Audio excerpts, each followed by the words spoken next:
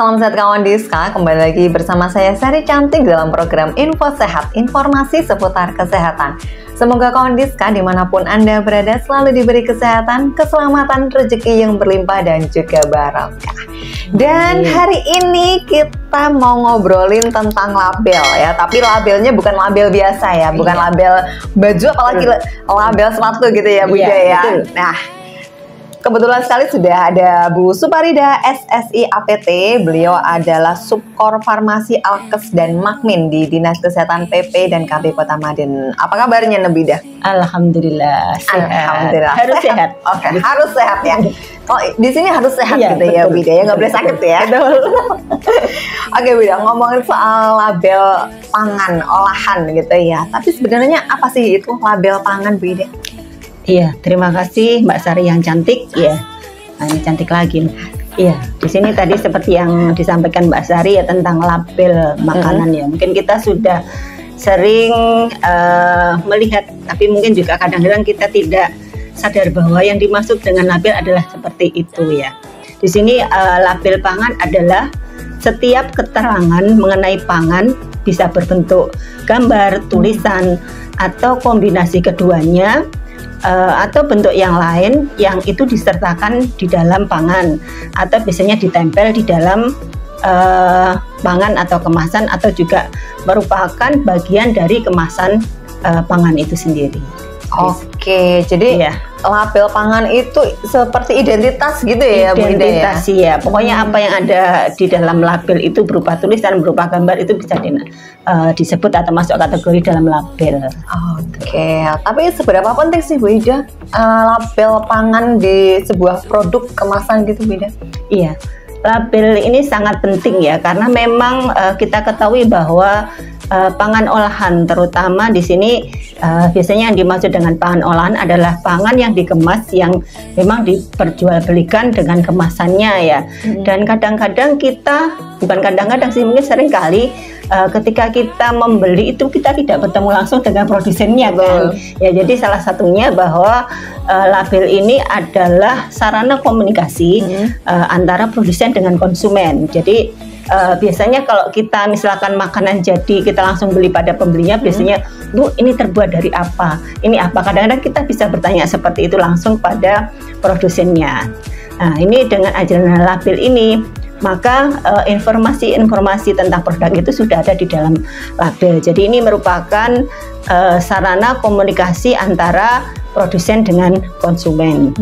Yang selanjutnya dengan adanya label ini merupakan atau bisa menciptakan perdagangan ataupun persaingan yang jujur ya, yang adil dan bertanggung jawab ya, karena memang dari pihak produsennya harus menulis sesuai dengan yang ada di produknya, juga apa-apa yang ada di produknya harus sesuai, jadi tidak boleh misalnya tidak sesuai atau kata kasarnya nggak boleh bohong tentang produknya ya, keterangan yang ada ya di situ. Terus selanjutnya memang ini salah satu regulasi dari pemerintah untuk melindungi konsumen. Jadi kalau kita tahu di situ ada labelnya, konsumen bisa melihat, bisa istilahnya membaca dan kira-kira memang apakah produk tadi memang aman bagi dia atau tidak. Karena masing-masing orang kadang-kadang kan ada yang punya riwayat sendiri, misalkan ada alergi sendiri. Jadi kadang-kadang memang ada produk-produk yang memang si konsumen ini diperlukan untuk pemilihan yang lebih jeli lagi. Selanjutnya pentingnya bagi konsumen tadi samalah, ini juga merupakan sarana komunikasi dengan produsen. Jadi konsumen bisa melihat siapa sih yang membuat ya, siapa yang membuat, yang membuat di mana. Kalau kadang-kadang kita tahu seseorang yang membuat ataupun mungkin dari pabrikan ataupun penyedia yang membuat, dan kita sudah misalnya pernah ke sana, sudah tahu cara membuatnya, dan itu kadang-kadang akan lebih menimbulkan trust atau kepercayaan kita pada produk tadi. Dan juga tadi dengan adanya label kita bisa membaca, kita ini menjadi penentu apakah kita jadi membeli atau tidak ya. Dengan begitu banyak mungkin pangan yang ada bermacam jenis yang ada di, mungkin ketika kita di toko oleh-oleh atau di gerai oleh-oleh ataupun di mana yang di situ kita tidak memungkinkan untuk membeli semuanya ya. Keterbatasan dana dompet juga, keterbatasan konsumsi kita juga. Jadi kita memang perlu memilih, dan dengan adanya label ini kita bisa melihat, oh ini saya beli yang ini, seperti itu. Dan juga tadi selanjutnya juga merupakan sarana edukasi bagi konsumen. Jadi kan informasi-informasi yang ada di label tadi bisa memberikan edukasi kepada konsumen, terutama untuk produk-produk yang mungkin mengandung bahan tambahan pangan, misalkan yang kayak pemanis sintetis ya, yang di situ. Jadi kadang-kadang ada orang-orang tertentu yang memang tidak tahan atau memang tidak bagus untuk menggunakan itu, mungkin dengan adanya penyakit-penyakit tertentu yang tidak diperbolehkan untuk mengkonsumsi bahan tambahan pangan tersebut. Selanjutnya juga di sini menurunkan prevalensi penyakit tidak menular akibat konsumsi mungkin garam yang berlebihan ataupun gula yang berlebihan. Dengan adanya label, kita bisa mencari produk-produk yang sesuai dengan yang kita inginkan atau kita butuhkan. Mungkin kalau sekarang cari yang less sugar seperti itu, atau cari yang tidak banyak kalorinya, biar lebih langsing ya, seperti itu. Ya, karena sekarang kan juga banyak program diet, jadi mereka memerlukan makanan-makanan yang memang tidak bisa semua makanan mereka konsumsi, gitu Mbak Sari. Oke, jadi mungkin karena saat ini lagi tren gitu ya, Bu Ida ya, dimana banyak sekali makanan kemasan ini ternyata gulanya itu tinggi-tinggi gitu ya. Di situ kan sudah ada ya kandungan gizi, kemudian ada glukosa berapa gram itu, itu kan juga bisa gitu ya, Bu Ida. Mungkin syarat pemakaian dan lain-lain itu juga ada. Oke, nah itulah pentingnya untuk melihat atau adanya label-label itu tadi gitu ya. Nah Bu Ida, apakah ada peraturan ini Bu resmi untuk label pangan ini Bu Ida? Iya. Untuk label pangan ini memang diatur ya dalam peraturan, ada juga peraturan BPOM ya nomor 31 tahun 2018, itu memang tentang label pangan, yang memang label ini wajib dicantumkan pada pangan olahan yang diproduksi, baik itu diproduksi dalam negeri ataupun diimpor yang memang tujuannya untuk diperdagangkan. Memang wajib diberikan label. Tadi salah satunya tadi memang tujuannya adalah untuk melindungi konsumen. Oke, kalau ada peraturannya, ada legalitasnya ya Bu Ida, pasti kan ada syarat dan ketentuan ya. Seperti apa sih label yang sesuai standar gitu Bu Ida? Iya, betul. Jadi memang di situ diatur bahwa ada minimal ya keterangan yang harus tercantum di dalam label tadi ya nih. Yang pertama memang di sini ada nama produk ya, tentunya ada nama produk. Terus yang kedua daftar bahan yang digunakan. Jadi ini kita memang juga perlu tahu ya apa yang digunakan. Terus selanjutnya adalah berat bersih ataupun isi bersih ya tadi. Selanjutnya juga nama dan alamat pihak yang memproduksi. Selanjutnya yang kelima adalah halal bagi yang dipersyaratkan. Kebetulan memang untuk makanan ini dari peraturan tentang halal ya, Perpresnya tentang halal ini, atau kalau tidak salah Oktober 2024 ini semua jenis makanan diwajibkan untuk halal, ada sertifikat halalnya. Yang selanjutnya juga tanggal ataupun kode produksi, ataupun kalau misalkan yang lebih besar nomor batch-nya juga. Itu selanjutnya yang tidak kalah penting dan harus dicantumkan adalah keterangan kadaluarsanya. Nah ya ini harus penting, dan juga eman-eman kadang ya. Ya. Selanjutnya nomor izin edar, ini tentunya sebagai jaminan bahwa produk tadi sudah memenuhi persyaratan yang dipersyaratkan oleh undang-undang. Dan yang kesembilan adalah asal usul bahan pangan tertentu. Ini yang memang minimal wajib, boleh mungkin ditambah nanti yang lain-lain yang memang hal itu bisa menambah informasi pada konsumen. Misalkan kadang saran penyimpanan, terus saran penyajian itu boleh juga. Oke. Ini untuk kemasan label atau standar ini Bu Ida, apakah hanya untuk pabrikan atau semua yang diproduksi meskipun dari UMKM mungkin sekarang kan banyak dari PIRT, UMKM, gimana Bu? Iya, sebetulnya kalau label ini memang secara peraturannya untuk semua pangan olahan tadi ya yang memang diperdagangkan ya, baik itu nanti izinnya adalah izin BPOM ya, perizinannya ada di Jakarta di BPOM, ataupun yang pangan yang memang perizinannya PIRT atau ada di kabupaten kota. Jadi memang harus ya wajib untuk tadi mencantumkan atau memberikan label pada kemasan pangannya. Oke, jadi semua produk yang diperdagangkan gitu ya, produk kemasan yang diperdagangkan. Jadi tidak hanya yang pabrikan besar-besar ya Bu Ida ya, PIRT, UMKM itu juga perlu. Iya, tadi kategorinya masuk pangan olahan ya, pangan olahan dalam artian tadi kan kalau pangan olahan yang dikemas ini yang wajib untuk izin PIRT ataupun yang di BPOM adalah pangan olahan yang memang masa simpannya adalah lebih dari 7 hari di suhu kamar. Oh, itu. Kalau misalkan dia makanan siap saji hanya mungkin 1 hari atau 2 hari. Ayam crispy itu enggak ya? Enggak perlu pakai label itu. Nanti memperberat ongkosnya. Kasihan konsumennya nanti. Oke, jadi untuk kadaluarsa ini juga ada ininya ya Bu Ida ya? Ada memang syarat ketentuan lagi gitu ya? Iya, memang di dalam label tadi di dalam peraturannya memang diatur ya tadi dari yang saya sebutkan tadi memang diatur juga ya tentang sebenarnya tulisannya juga diatur. Jadi diharapkan bahwa tulisannya itu minimal bisa dibaca gitu loh ya, karena memang salah satu tujuan untuk label ini adalah memberikan informasi. Jadi diharapkan ukurannya adalah ukuran yang bisa dibaca oleh konsumennya. Kalau di dalam undang-undang itu sebenarnya ada ukurannya, ini ada fontnya itu fontnya minimal 6 pada huruf yang ini ya, jenis yang Arial 6. Itu huruf O pada font Arial dengan ukuran 6 itu bisa.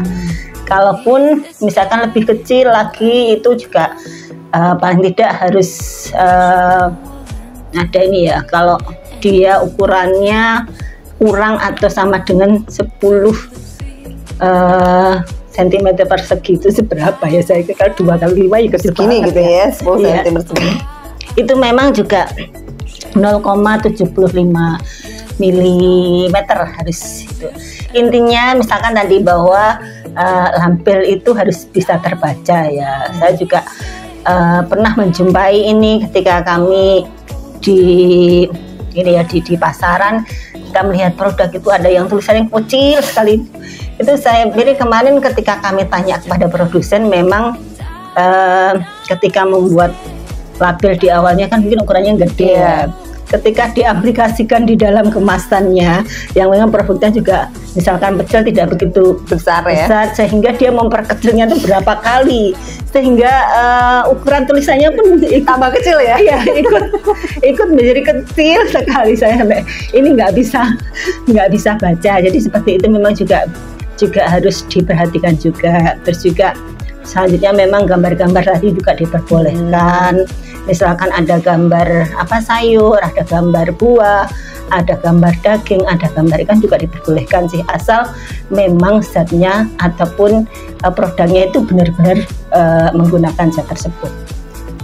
Kalau mie terus depannya ada telur ceplok gitu Bu, dalamnya padahal nggak ada telur ceploknya.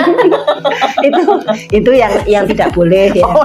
Atau memang kalau gambarnya misalkan mau keripik pisang tapi gambarnya apel itu juga nggak boleh. Itu jadi memang tidak sesuai ya. Iya, harus jujur, harus sesuai dengan produknya tadi. Memang boleh sih kita seperti itu, tetapi memang harus mengandung benar-benar zat yang dipakai tadi. Misalkan buah ya buah, tidak hanya perisa. Jadi biasanya kalau memang dia mengandung benar tadi buah ataupun sayur ataupun ini biasanya dicantumkan prosentasenya. Misalkan ini produk sirup ya, sirup misalkan dia air, komposisinya air, terus gula, terus ada ekstrak jeruk berapa persen, misalkan 5%. Terus juga selain itu juga boleh ditulis perisa jeruk. Jadi memang di dalam produk tadi memang ada campurannya. Baik itu memang ekstrak jeruk yang beneran buah jeruk, ada juga ditambah dari perasanya seperti itu. Oke, jadi diatur lebih detail lagi gitu ya. Jadi detail lagi memang tadi salah satunya adalah untuk menciptakan tadi ya perdagangan yang adil ya, perdagangan yang adil dan jujur tadi ya, dan itu memang diatur juga di dalam undang-undang konsumen. Jadi memang tidak boleh menulis yang di label itu tidak sesuai dengan yang di dalam. Oke, komposisi harus sesuai dengan ada yang di label gitu ya, Bu Ida ya. Nah, ngomongin soal kadaluarsa nih, ada nggak sih Bu Ida kemasan produk yang tidak ada kadaluarsanya? Ada sih, ya. Oh, ada ya. Umumnya kan memang salah satu tadi persyaratannya bahwa harus mencantumkan kadaluarsa tadi ya. Memang kadaluarsa adalah batas akhir produk bisa dikonsumsi. Jadi batas akhir ya. Jadi misalnya kalau tanggal ini kadaluarsanya memang hari ini adalah batas akhir bahwa produk itu bisa dikonsumsi dengan aman. Ya, biasanya kan digunakan ya sebelum tanggal seperti itu. Okay. Dan secara peraturannya itu pun sebenarnya juga diatur bahwa penulisannya kalau memang dia expired atau kadaluarsa produknya kurang dari 3 bulan, maka yang dicantumkan wajib mulai tanggalnya, bulannya, sama tahunnya harus ditulis semua. Tetapi untuk produk yang expired atau kadaluarsanya di atas 3 bulan itu boleh dicantumkan semuanya tadi, boleh tanggal, bulan, dan tahun boleh. Kalaupun hanya bulan dan tahun juga boleh. Gitu. Jadi kalau misalkan dia sebelum 3 bulan itu harus ada tanggal, bulan, tahun. Ya, atau lebih. Ya, itu, kalau misalkan makanan ya apa ya? Misalkan kita apa ya yang expirednya gitu ya. Atau mungkin ini ya, kalau pecel itu kira-kira berapa lama ya? 6 bulan bisa. 6 bulan bisa ya. Kalau yang produk-produk yang memang dia hanya agak-agak basah, roti-roti gitu ya. Roti-roti itu memang harus dicantumkan tanggal, bulan, dan tahun. Tapi kalau memang yang seperti mungkin keripik dia 6 bulan itu boleh lengkap tanggal, bulan, dan tahun, ataupun bulan dan tahunnya juga boleh. Tidak salah. Tapi kalau keripik kayaknya kita beli besok juga udah habis ya. Betul. Sampai bulan. Kalau yang kita beli konsumen, tapi kalau yang pedagang dibawa kemana-mana mungkin. Nah, itu pentingnya kita sebagai konsumen untuk melihat label gitu ya. Tapi tadi disampaikan beda. Berarti ada yang boleh tidak mencantumkan kadaluarsa. Iya. Sebenarnya boleh, ada. Mungkin ini ya. Ada yang produk memang boleh tidak mencantumkan ya. Tentunya produk ini bahwa dia tidak mempunyai kadaluarsa atau dia memang bisa bertahan sampai lama. Yang pertama adalah minuman yang mengandung alkohol paling sedikit adalah 7%. Jadi kalau memang kadarnya lebih besar itu biasanya itu boleh tidak mencantumkan ini ya kadaluarsa ya. Memang secara ini kimia mungkin dari alkohol sendiri kan bisa sebagai ini ya antiseptik dan yang bisa untuk memperlambat pertumbuhan bakteri. Selanjutnya adalah roti ataupun kue yang kadaluarsanya kurang atau sampai 24 jam sehari. Jadi kalau yang 24 jam sehari ya Mbak ya. Jadi kalau sehari itu nggak usah ditulis ya. Kalau kita tulis jadi repot nanti. Jadi hari ini buat, hari ini expired. Itu tidak perlu ditulis kadaluarsanya. Terus yang selanjutnya adalah cuka. Ya. Kita tahu ya mungkin ini kalau pernah beli cuka coba dilihat nggak ada expirednya, karena cuka ini juga dia sifatnya asam yang tentunya kalau istilahnya mikroba sendiri itu tidak atau susah tumbuh pada pH yang rendah. Jadi nggak ada basinya lah Kalau cuka itu kalau nggak percaya boleh lah nanti dicoba. Nanti kita beli cuka ya. Iya.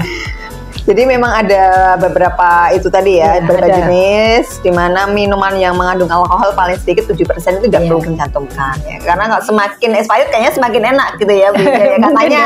Saya nggak pernah nyoba juga. Katanya. Karena semakin alkohol itu kan kalau semakin lama semakin mahal gitu ya. Dan kemudian roti atau kue yang masa simpan maksimal 24 jam. Jadi kalau makanan yang cuma sehari itu nggak perlu ada dicantumkan expirednya gitu ya Bu Ida. Dan juga cuka. Nah, tapi sebagai konsumen nih Bu Ida, bagaimana kita mengetahui bahwa produsen itu atau bagaimana kita memastikan bahwa label itu sudah sesuai standar gitu? Apakah ada sosialisasi mungkin dari Dinas Kesehatan ke masyarakat?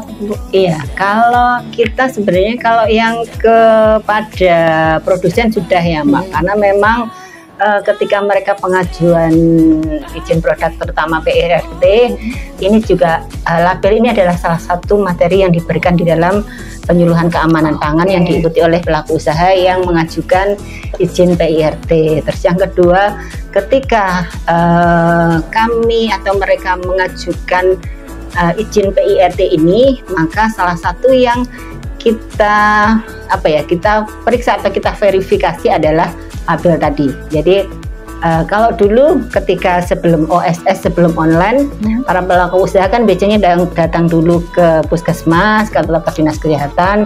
Dulu biasanya mereka istilahnya sudah membawa label, dan labelnya kita ini ya sudah kita verif, sudah kita koreksi bahwa dari tadi 9 ataupun yang ada di situ memang sudah ada ya. Jadi sudah ada dan memang secara penulisan mungkin sudah benar ya, karena salah satunya ketika yang sering saya jumpai ini masih saya jumpai adalah dalam penulisan berat bersih ya. Berat bersih itu biasanya di sini kalau memang padat kan satuannya biasanya miligram, gram atau kilogram. Cuman kadang-kadang yang sering kami lihat yang mungkin tidak atau kurang pas itu adalah dalam singkatannya.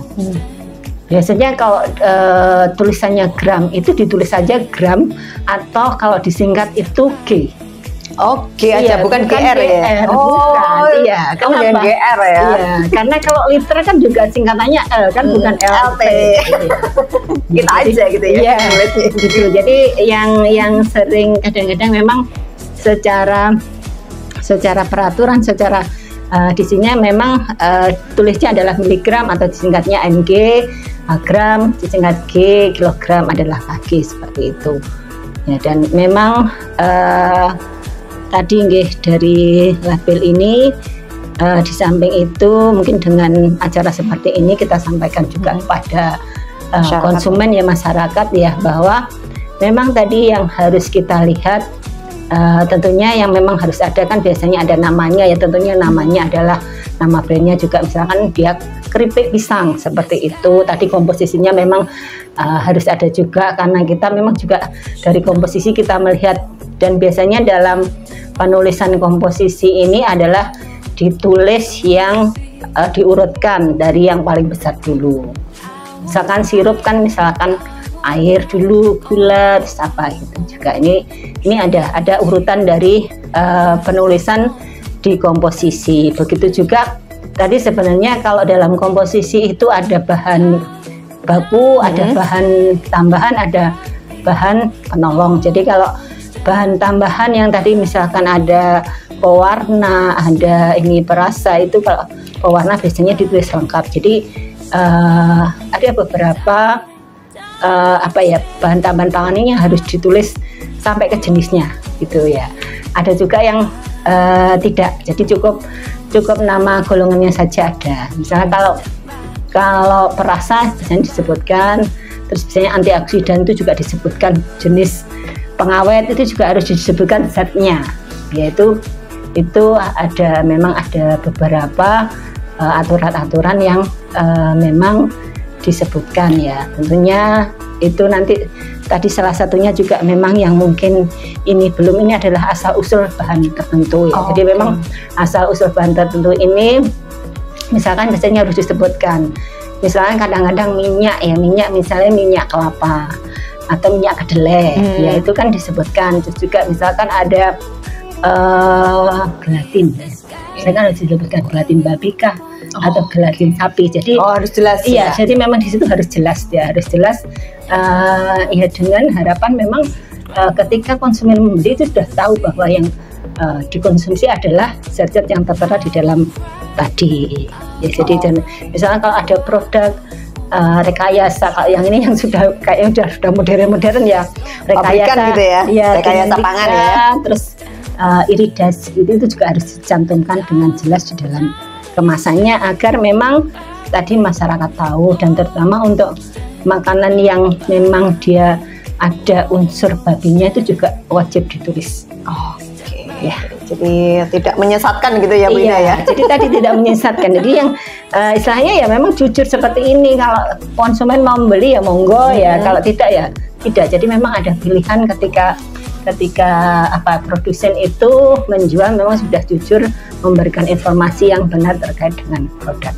Oke, jadi memang dari Dinas Kesehatan sendiri juga sudah melakukan verifikasi gitu ya Bu Ida kepada produsen, tentunya terutama yang PIRT dan juga UMKM gitu Tapi untuk pabrikan juga nanti ada BPOM dan lain-lain gitu ya Bu Ida yang melakukan verifikasi sendiri. Jadi untuk masyarakat ataupun konsumen ini juga merasa aman gitu ya. Yang penting mau baca label gitu ya Bu Ida. Terus juga kadang-kadang pada ini ya para kayak pemilik gerai makanan atau toko oleh-oleh juga kita berikan informasi misalkan untuk terkait dengan nomor izin edar harus seperti ini. Ketika dia membeli dari produsen, kita minta agar dari pemilik tokonya atau pemilik gerainya itu minta surat izinnya dari produknya tadi ya.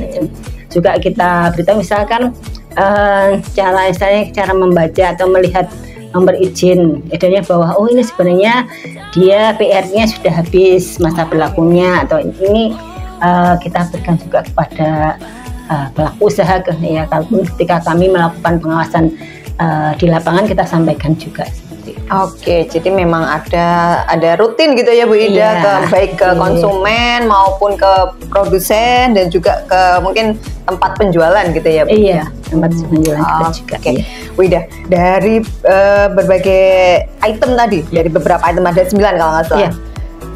Untuk sebagai konsumen nih Bida, apa sih yang pertama kali kita lihat atau yang paling penting kita lihat saat membeli produk nih Bu Ida?